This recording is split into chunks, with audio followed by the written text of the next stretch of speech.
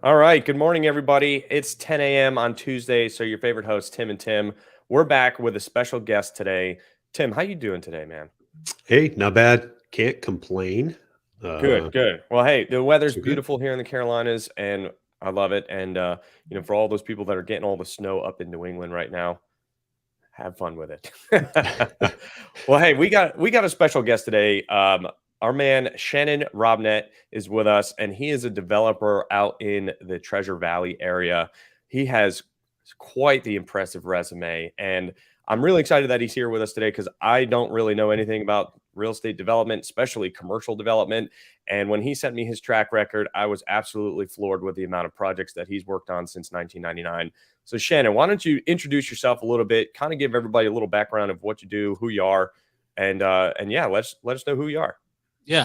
Well, hey, I appreciate you guys having me on the show. And out here in Boise, Idaho, we are battling the snow too. So I'm a little bit jealous about your weather. But, I've been here for about 42 years here in Boise. And I grew up as a second generation builder developer. My mother was a third generation realtor. I got my real estate license. My son has his. So, we are the poster children for what happens if you don't go to college and you get involved in that funny little thing called real estate. But I saw how as a builder I could build a building, and I built police stations, fire stations, hospitals, schools. We did industrial projects. We did all kinds of construction or manufacturing facilities. And I could see how I could build it and I could turn it over to them, and then they got to make all the money with it. And I began to trace that down, and I watched my dad retire with a bunch of industrial buildings at the age of 50 with cash flow. Him and mom have been riding off into the sunset trying to figure out what to do with buy motorhome fuel and dog food. That's all their concerns are anymore. And they've been doing that for 25 years. Wow. And so I just really tried to figure out, how can I get this cash flow, and how can I make this something that becomes a lifestyle for me? And really kind of started to figure out that, hey, you know what, if you can find a good piece of ground, you can figure out what the area needs, you can figure out what your tenants are going to look like, you can make a lot of money, and you can have a brand new product to compete with the guys that are next door that have 20-year-old product. There's all these different advantages you can have, and you get to keep up with the trends that are current. And so I just kind of went down that road, and over my 28-year career, I've just slowly built less and less for other people and more for myself. And we're now in the position that we're transitioning out of construction altogether because we've got so many development projects going. Even in the current environment, it's still a fantastic time to be developing. Absolutely, man. So I think that's a lot of the reason why most people never get started in the development space, right? Because Yeah. the answer always is find a good piece of land and figure out what you can do with it, and find what those tenants are, figure that out. Well, What is something that can kind of push somebody down that road of like, how do you identify all of those very vague answers? Well, all of us developers got together and said, hey, if we say it vague enough, right? If we say find a good piece of land, but don't tell you what that criteria looks like, you look at a market and you see what the need is in the market, right? You're in the Carolinas, you guys have had massive growth, right? For a long time, your population has been what it's been. There hasn't been a huge need for something. But now, as you guys have seen massive growth over the last couple of years, you've seen that, hey, you know what? We need multifamily. Hey, we need retail. Hey, we need, and you see all the different ancillary uses that come with what's next, right? So when people move in, then they need a 7-Eleven, and then they need a Starbucks, and then they need a Dunkin' Donut, and then they need, hey, look, we came from New York. We have a lot of money. We'd like to start a business because we sold our house for 2.7 gigajillion dollars. And now we want to open this business, and we need a place to do that, right? So there's all the other things that come along with new population moving in. So when you look at that, one of the things that I always did as a kid was I would go down to the city and I would just ask. I would just say, hey, I'm new to this. But and they've got, if you look at a city's website, they have zoning maps, they have future growth plans. They tell you this area of town is industrial, this area we want to see commercial. Going in and finding out, hey, what's the rent rate here? and being able to look at it and go, we're out of value add product. If you look at what's happened over the last, 6 years, about every value add deal's been added 2 and 3 times. I mean, I've literally seen people in and out of value add deals in a year, right? The market's been great. They've added the value, but you're still not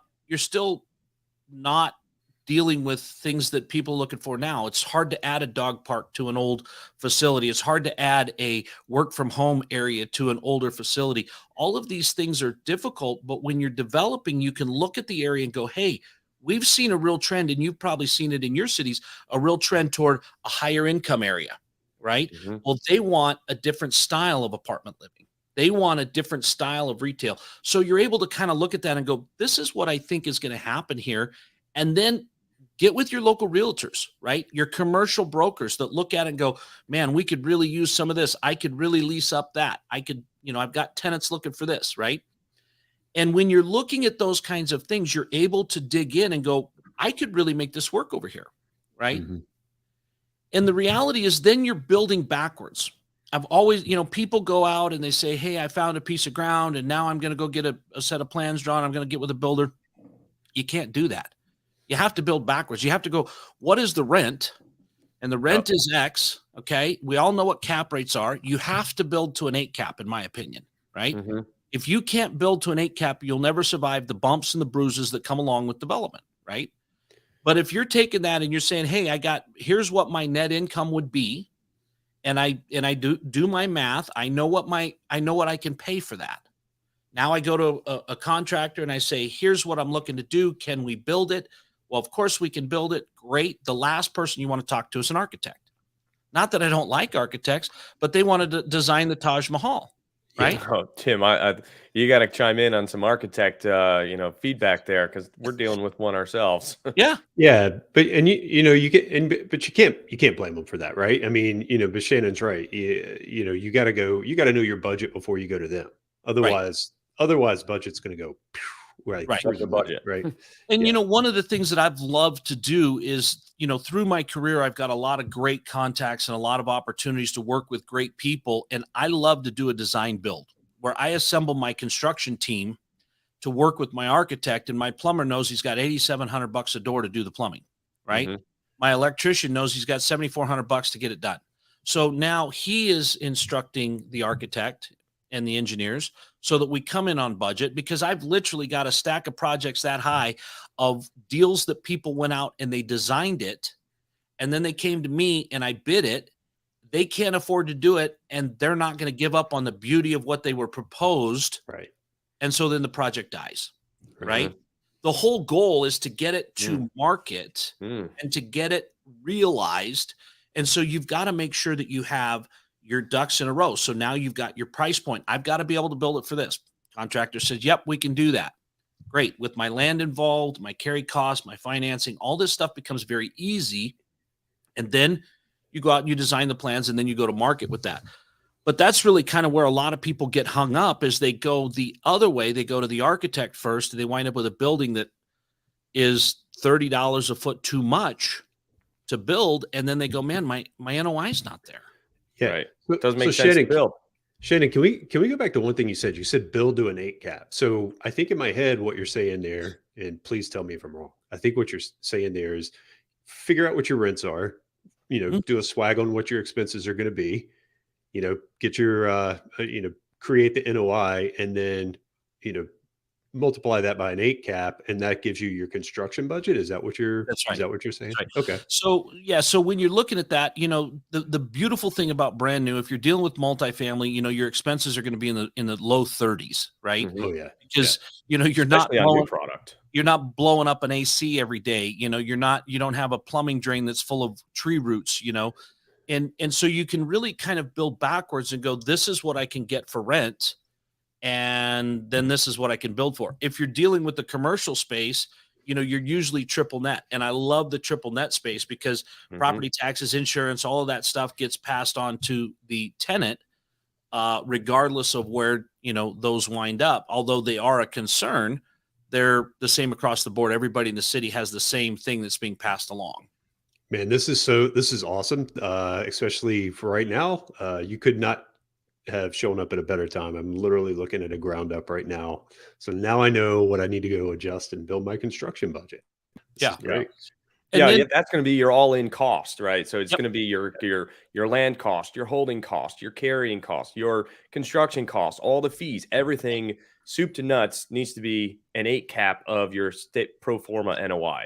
Right. And that's, Sure. what do you typically, I mean, obviously this is going to change market to market, but what is a typical exit cap rate for you on a stabilized product after your development and you've leased it up, whether it's a apartment or triple net? We sold one last year to 375, right? Woo! But it's brand new, Yeah. right? So you're going to get a premium on the brand new. So, right now I think everything's trending, 4.5, 4 3/4 on cap rates right now. Mhm. And so you're probably going to be, 4.25. You're gonna get a premium for being new. Yeah, Now, absolutely. Shannon, do you see that across? I mean, so like a 3 3/4 cap. Are you seeing that across like a certain size, or is that like 100+ unit property, or could you assume something like that on say 16 doors and 12 retail spots, on a mixed use or something? That one that I quoted was on a 180 unit property in Boise, Idaho, arguably one of the hottest markets in the nation for Mhm. quite some time. The biggest difference is, recognizing what your NOI is based on if you're 16 units and 12 retail spaces, your management cost is going to push your expenses into the 40s, right? You're going to be probably 45% expense ratio just because your management is going to take X, right? Sure. If you can spread that over 180 units, great. We can do it for 3%. If you're putting it into that and you want the management done right, you're probably going to be 6, 7, 8% on top of payroll, right? Mhm. So it's really just kind of making sure that your expectations are correct. But I can guarantee you, new is always going to go for more, right? Sure. Mhm. Sure. Yeah. Unders and you said something else too, because going and digging into like where and how and what's needed. Like I literally had this conversation with somebody last week. We were on a property, and I mean you're absolutely right. Like a lot of times these larger municipalities like Boise, like Charlotte, like Raleigh, Yeah, they have these plans. They have these like 10, 15, 20-year plans. And if you absolutely. go dig into those, the city almost tells you where they want you to go invest and where they want you to build. Yeah. Um, And I remember when I was younger, I used to go in and I would fight with the city planners, right? Well, technically I can this, or technically I can that. I can go to city council and appeal this. And I spent a lot of time doing that. yeah. Now I kind of have learned, I don't know if I've just worn myself out or what, but I go in there and I say, "Hey, I'm looking at this piece of dirt. I'm looking at this kind of product. What do you think?" And they say, "Yeah, you know what? That we would really support that. What could I do to make it a no-brainer for you to support?" Well, we really like to see this. We really want to see that. But the other thing is right now, everybody's got a disconnect between seller and buyer on pricing, Mhm. and it's no different on land. But when you can sit there and go, "Hey, listen, I talked with a contractor. Here's what my banking numbers are. Here's where I'm at. Here's where I'm at. Here's where I'm at. And I'm 3 years out. This is literally all I can pay you for your dirt." It makes sense, right? Mhm.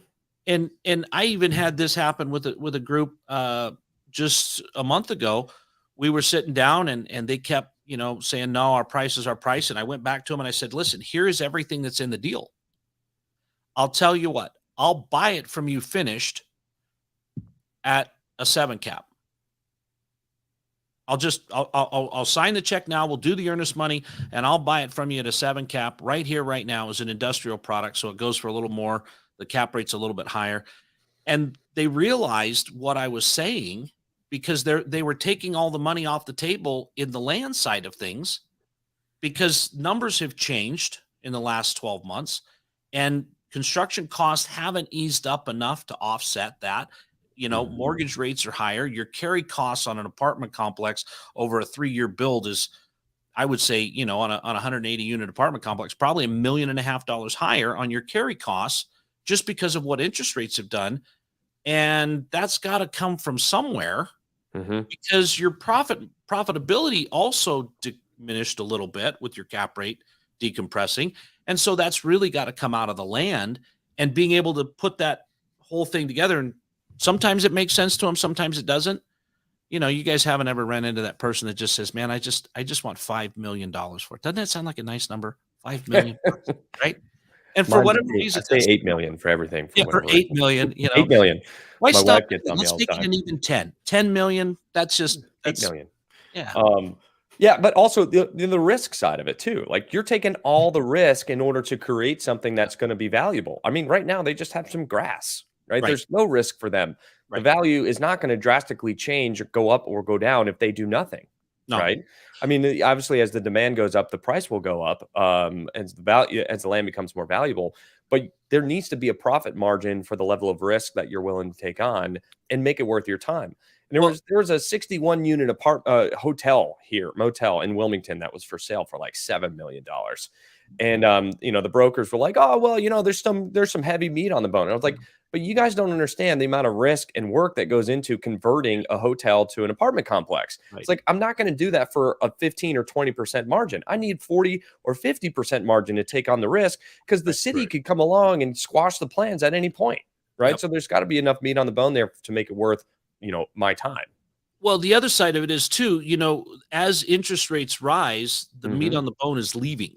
It's turning into tofu pretty quick, because you're really coming into a situation where if I'm going out 3 years on an apartment complex, right, 2.5 to 3 years to get from start to finish, I could see, look at what's happened in the last 12 months. I could see 9% interest, right? Yeah. And you're seeing a lot of people that are coming into that where the rents have gone up. I've got an apartment complex we're starting to tenantize. It's a 190 unit deal. We're starting to tenantize $500 higher than what we projected. We're ecstatic about that. But our current appraisal doesn't really give us anything for that, because our cap rates come up almost a full point. Right. Yeah. So you need the rents to increase to make up the difference. And we also had another $600,000 in interest in the deal. Yep. Because rates have risen. Right. Right. So all of those things combined, you are taking a lot of risk. That's why if you're not doing it to an 8 cap, you're going in too thin. Mm-hmm. You're going to be anemic. You're not going to get to the end, and you're not going to make enough, or you're not going to be able to weather the problem of what could happen. A lot of people are coming into this, and they're coming to the end, and they're ready to get their permanent financing. DSCR loans are kicking their butts, right? Yeah. They're at a 1.25, and even with rent raises and expenses and everything else and interest carry, they're having to bring money to the table to put for permanent financing on. Mm-hmm. Yeah. Cash in refis. Yeah, not good. And I haven't seen anybody come out with a spreadsheet that makes that a positive thing. Yeah. No. Hey, so Shannon, here's a question for you. Because this is something I used to get asked back in like 06 and 07. So, when you're looking at these things, there's always a build up, a ramp up period, right? When you're doing ground up, there's always the carrying costs. So would you go in and say, hey, we're going to pay cash for the land, and we're going to get through all the processing and approvals and everything, and then we'll finance, because processing approvals could take years, honestly, in certain cities. Yeah. So, and this is becoming easier and easier to do. So I'll give you guys probably the biggest tip you could possibly get is how to write your purchase and sale agreement. Okay. Sure. And this was a little bit more difficult, but it didn't mean I couldn't find people. So I would write a purchase and sale agreement. I would never argue on price, right? If you wanted $1 million for the land and it was really only worth about $800,000, but I did the math and I could build 100 units on there, that puts me in at $10,000 a door. If I can make that math work, I won't argue with you. I will give you an earnest money, but I will make it contingent on getting all of my approvals and being permit ready to close. Right? So if I've got a rezone process, or I've got a conditional use permit, or I've got any of those kind of things that I need, and what I do is I go in and I show you the math that says, hey, this is a $10,000 a door process. This is what it's worth. I'll give you that, but you've got to make sure that I get what I need out of it. Right. Right. I like that approach. And I've had deals where, we had an issue where the surveyors there's 3 different measurements for surveyors. One is tenths, one is rods, and one is yards. And they had come from one intersection with rods and the other intersection with tenths. And there was a spite strip that was literally 18 inches wide and 700 feet long. And when I was rezoning, it would leave this piece unzoned. So then I had to take it back out of the city, go to the county, rezone it, bring it back in, right? So this whole process took me 18 months. The seller had to hang on for me, right? We got the deal done, but if I didn't get what I wanted, it's worthless to me. So why would you pay cash for it? Sure. Right? Because the value that you get, and I understand exactly what you're thinking, Tim. You come in, you pay cash for it, you drop the money, you get a great deal, but do you? Or do you need to know that you can build 100 units of apartments on this to make it a great deal? In my opinion, in investing, you have to have the knowledge that exactly what you want to build is exactly what you can build, and that is worth paying for. Mm-hmm. Yeah, I don't think I actually asked the question right, because I completely agree. I think you did, and I agree with you. I agree with you that you want to make sure that you get your entitlements, because that's the most important part of it, right? Right. Yeah, I think what I'm getting at more though is from the standpoint of like, if you can pay cash, then you don't have that carrying cost for a little while, right? Like you don't have that monthly out of pocket. I see. Yeah. But what I do is I get it to the point where, we've got all our city approvals, right? I've got 2 going through the process right now. I've got a third one that I was able to buy an underlying asset that needed to be rezoned, and we'll wind up demoing the building. But the asset is currently carrying the loan. Right. So the warehouse is carrying the loan. And I tell you what, that's a fantastic tax story. If you guys are looking at redevelopments, you're looking at old shopping centers that have died. You're looking at things like that. You can buy these assets for what they're worth today, have the carrying cost there. But then when you look at your tax side of things, you take your bonus depreciation, right? So you paid $10 million for the thing. You could take bonus depreciation on, say, $6 million, $4 million worth, right? Mm-hmm. What are you going to do with the other 6? Well, once you're done and you wipe the site, you hand back to your investors another $6 million loss. So now they're in excellent position for depreciation. Wow. They made money day one. That right? just hit me like a ton of bricks, man. Dude, I can't believe I've never thought of that before. So now Holy you need 37% before you went vertical. Yeah. Right? Wow. Yeah. So that's great. So when you can do those things and you can make sure that now I have a way to carry that, or I can make the seller carry that until I get the approvals, I think is kind of what we're getting at. Then you're not having that carrying cost. And then you're beginning that process, because you're going to have plans involved. You're going to have a lot of things that are involved that help you, move forward in that. But you're going to have plenty of things to spend money on. Sure. Yeah. Hey, here's one thing I did want, and I can give my perspective because I was doing this back in 08. I'd be curious to hear what Shannon says. So, essentially, I think what Christina's saying here is that we're starting to see the market slow, right? Like builders aren't going as aggressively as they were a couple of years ago, and she's relating it back to like what happened in 08. And I'll be curious, Shannon, your viewpoint on that, because what I'm seeing is this is, like, there may be some outcomes that are similar, right? Like people are slowing. Maybe there's not as many new starts, but this is not because of what happened, similar to what happened in 06, 07 and going into 08. No, 08 was horrifyingly different than now, because we had a real good balance between supply and demand. And when the demand shut off because of lending practices, all of a sudden supply spiked, and we went from a very even 5 and 6 month supply in most markets to an 11 to 14 to 27 month supply in markets almost overnight. Yeah. We're still sitting at a two month supply of housing here in my market. We're doing stuff in the Houston market. They don't have a 6 month supply. They've got a 3 month supply of housing. And so what we're seeing is a lot of shift toward development, because everybody that was planning on buying a house in the next 18 months just got hosed, right? Yep. They are no longer in the running. They can't afford it. Their income doesn't predicate it. So they're not able to take down a 6% mortgage, right? Mm-hmm. So builders are having to adjust their pricing. And here's the problem with inventory, in my opinion. So I go in and I start building the product, and I've agreed to the prices with my subcontractors 2 years ago. Yeah. So I'm paying X for framing. I'm paying X for electrical. We've ordered and signed contracts. I'm not getting out of this, right? So builders have slowed that to break that and go, okay, Mr. Framer, we're not paying $10 a foot anymore. We're paying 7. We're paying 6, right? Because I've got to bring it back in line with market so that I can now get to my build numbers, because we've seen it in most areas where builders have dropped new housing prices 15 to 20%, right? Part of that they're willing to give up out of their profit because they were making record profits, but part of that is they've got to beat that out of subcontractors.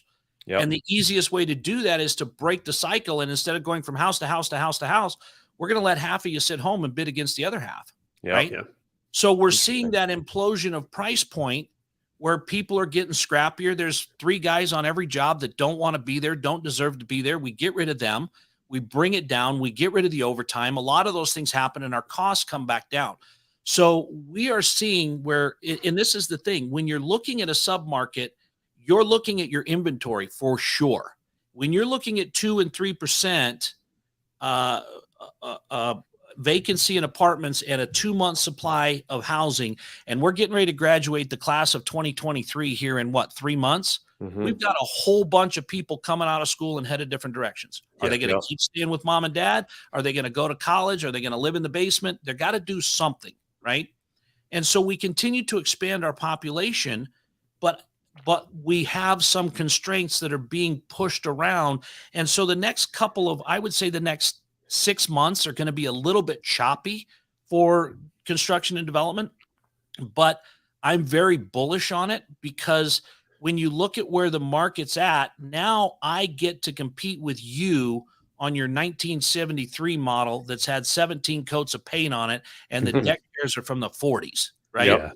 And now you can have my brand new product or you can have this. And the price point isn't what we're arguing about because you know you're going to be here for a few years because you can't afford a home. Yeah. Yeah, that's really well said. And Shannon, I think one of the things you're seeing, right? Like back in 08, 09, you saw a lot of banking of current inventory. Like investors went out and they bought up the inventory at a discount.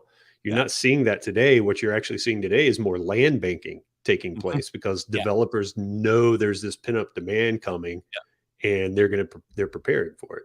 Well, and here's the other thing, I used to think 2 years ago, 3 years ago that the whole build to rent subdivision stuff was a little bit nutty, right? You're building single family homes for rent. Now it makes a ton of sense because you've got inventory. We've got subdivisions sitting around that I can buy for 70 cents on the dollar and houses that I can build. But you also have a population that's going, well, there went my American dream. I'm never going to own a home. And you know what? Actually, I'm okay with that because I get tired of fixing crap around here. I can just go build the rent subdivision. I can still have the 3-bedroom, 2-bath, 2-car garage with the dog in the backyard, but I don't have to own it. And it costs me the same. Yep. Yeah. I mean, we own a build to rent community as well. I mean, one of our better performing assets to our surprise. I mean, we're kind of little, skeptical going into it, but now we're like, oh my God, we got to be underwriting a lot more of these. Well, the other thing too, when you look at your tenancy, right? I mean, so we're in inflationary for like 3 to 5 years. Yeah. And they're different tenants, right? So we're going to say this as politically correct as we can. A B class tenant is not the same as a D class tenant. All you have to do is look at the collection rate. Right. All you have to do is look at the parking lot, and once when you understand those things, you understand that there's a value to being in the newer product. There's a value to being in the higher income, the higher income bracket for what your people want, because they do stay.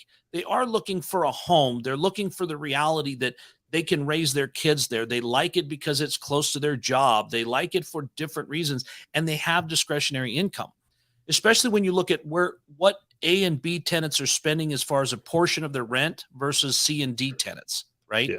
C and D tenants are in the high 30s on portions of the rent, and their collections and their loss to lease or their inability to collect is gone up astronomically versus what's happening with the A's and the B's that are in the high 20s for portion of their income, as well as what they're willing to pay for. They want to buy the ability to lock and leave. They want to buy the amenity. They want to buy the clubhouse. Yeah, I mean, case in point, I'm currently renting the townhome that I'm in, and I love it. I mean, I could be here for a couple of years, and I do plan on being here for a couple of years until I buy like my dream house.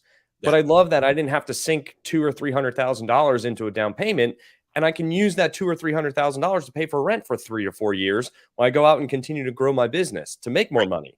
Right. Which So makes a ton of sense to you, except yeah, for the wife and the kids are like, wait a minute, we don't own the home. It's a programming, right? yeah, It's a programming. I rent my own home too, right? yeah. I love it because if there's a problem with the water heater, that's not mine, right? I pay a fixed fee every month. I have what I need, right? And just like you, I mean, I'm in about $1.5 million home that I didn't put $300,000 down on. Right. Exactly. Right. Yeah. I value that. And my favorite response to my wife whenever something's broken is work order. Yeah, exactly. Exactly. And it's not you under the sink trying to unplug it. That's you right. know? And work order. Hey, we rent. Like, that's not my problem. I'm going to go Yeah. build my business, which is more valuable than fixing this sink. Yeah. Hey guys, I want to be cognizant of time, but I did want to see if we could get this one piece answered as well, because I think this is a good question. Yeah. How do you build the price of land basically into, how do you reflect that in a per unit cost? Well, and that varies by market, right? But really what you're going to do is you're going to look at it and you're going to say, okay, look, I have, let's say in my market, building to an 8 cap means I can spend $250,000 a door, right? That's my new build cost is $250,000 a door. My units are about 1,150 square feet on average, right?